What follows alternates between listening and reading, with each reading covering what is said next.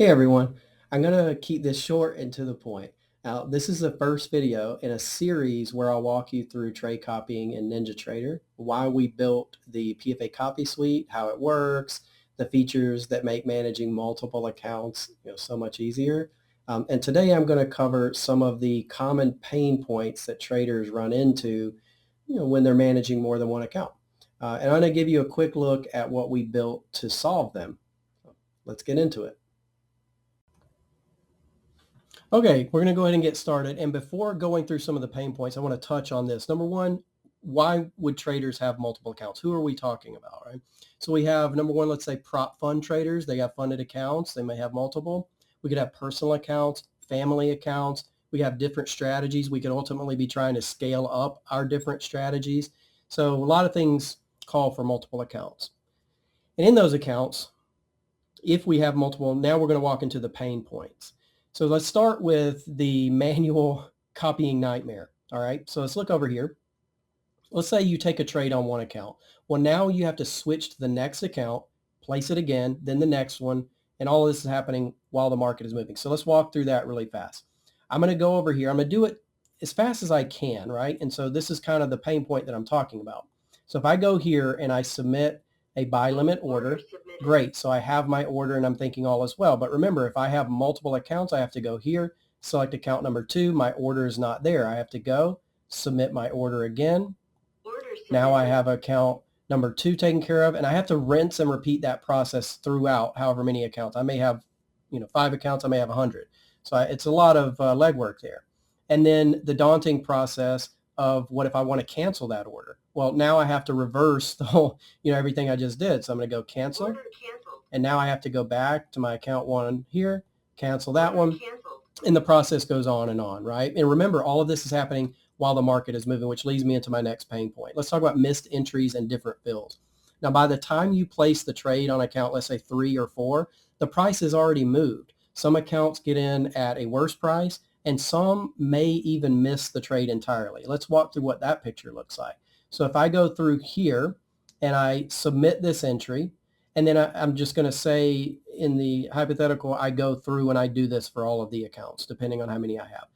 Well, what's at play here is how the broker and exchange handle this. So they're going to use what we call a FIFO method. Now that stands for first in, first out, which ultimately means let's pretend for just a moment that we got lucky that day. Everything, was perfect for us. Okay. So it came down and it touches our entry to the tick. As FIFO works, what it's going to do is it's going to prioritize sequentially those accounts. So account number 1, to which I place the trade on first, is going to be prioritized over account number 2, and so on and so forth. If we touch this to the tick, account number 1, 2, may get filled, and then account, let's say 3, 4, 5, they don't. So now I have, multiple problems. Again, that being a big one, I don't want to miss entries simply because of a lack of time efficiency. All right. And let's move into another one. So here we have, what about forgetting protective orders? I know this sounds silly perhaps, and especially if you have a tool that's going to handle that for you. But I'm going to go over here and I'm going to turn on NinjaTrader's native chart trader. It's a great feature here. I can't tell you the number of times what I've done is accidentally ended up with this, right? So their ATM strategy, which is bracket orders, and I end up leaving it on none. Now that's user error, but maybe I restarted NinjaTrader, forgot to save it. Something is going to happen. There's going to come a moment where I do that. Okay, well, let's say that I'm so used to my process, I come over, I'm going to place a limit order, and here we go. Now I have my order, but what I don't know, where are my bracket orders? And because I forgot to do that, I'm going to end up with a naked position, which means I'm going to have to come back and manually handle that. Now, imagine that I do that across all the accounts, which then means I have to manually go back, iterate through the accounts, apply an ATM or a bracket order to every single one. So quite a daunting process, right? And let's look at the point that I was making earlier about the markets moving fast. Now, this is just exit chaos. So the market moves fast. You need to get out of everything, right? Ultimately, we need to flatten our positions, and we need to do it right now. But you're clicking through the accounts one by one. So I go back over here, and kind of like I canceled the orders moments ago, what if I was already in a position, but I needed to close it? Hopefully I have my stop and target in place, but there may come a catalyst, some news event. I just ultimately decide I need to close all positions. So now I need to go back to account number one, hit the close button, and that's going to exit my position. However, none of the other positions. So now I go here, I select account two, hit the close button, and all the while, here's what's actually happening. The close button is a get out immediately feature. And that means I'm going to use a market order, just go in and flatten that position. But if I do that on account number one in a fast moving market, by the time I get to account 3, 4, and more, I'm going to have extraordinarily different price values. I may have exited the market here at 68.60, the next account at say 68.59 half. And if a very fast moving market, I could end up getting out at 68.55 before I know it, or worse. Okay? So again, utter chaos. Position sizing, final thing I'm going to talk about here. Position sizing is huge for me. I'm going to give you a hypothetical. Let's say your main account is $10,000, but your funded account is $50,000. Now you can't just copy the same number of contracts to both because we have other factors at play, such as margin. We have to factor in our strategy, risk management, all that good stuff. Okay. So again, we can't just trade the same number. What I want to do is I've done the math in my head. So I know that on my $10,000 account, I can go over and trade one contract.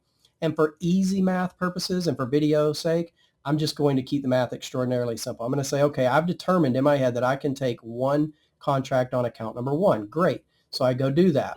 Now I go to account number two. This one has $50,000 in it. So I'm not going to want to trade one contract. I want to go over here and I want to adjust this to a total of 5. So easy math, right? I'm just going to multiply it by 5 and pretend that we're living in a perfect world, right? So here we go. Well, now I have to go execute that, right? And I have to make sure that the number here is equivalent to 5. In this case, I'm having the orders copied in the background, so the order is already there. More to come on that. But I'll go back. The point being is that we have to manually adjust each and every one of those. And then what if I make a mistake and forget to change it on the next account? So just a daunting process there. And we want to make sure that our math is correct. If I'm doing this over, 20, 30, 40, 100 accounts, and I'm doing it multiple times a day, I understand that, many are extraordinarily capable, but I can only imagine that that's going to have some mental kind of wear down over an extended period of time. All right. Okay. So we've really covered some major pain points, some general problems for trading multiple accounts. So let's bring this over. All right. And what I want to do is just give you a preview. This is what we built to handle all of this.